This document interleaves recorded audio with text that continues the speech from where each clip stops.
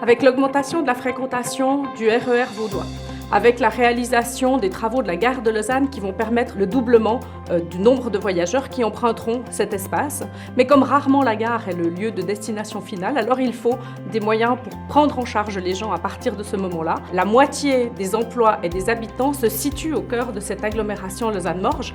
Ça veut dire que beaucoup de gens qui n'y habitent pas ont des besoins de consommation de cet espace. Il s'agit aussi donc de faire des investissements pour leur permettre à eux finalement d'accéder et de ressortir de manière fluide de l'agglomération. La stratégie d'accessibilité du PALM, elle consiste finalement à combiner les modes de transport entre eux. La première, elle consiste à dire que pour celles et ceux qui viennent en voiture, eh bien, il faut qu'ils puissent rester sur l'autoroute le plus longtemps possible et de pouvoir accéder à leur lieu final, c'est-à-dire qu'ils sortent de l'autoroute au plus près de là où ils ont besoin d'aller.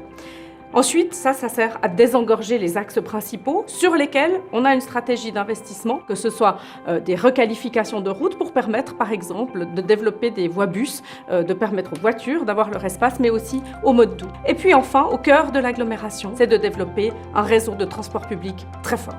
Aujourd'hui, le métro M2 est largement saturé, notamment aux heures de pointe. Il s'agit donc de doubler sa capacité et puis de réaliser le M3 pour pouvoir accéder au nord de l'agglomération lausannoise. Les métros visent à répondre à cet objectif.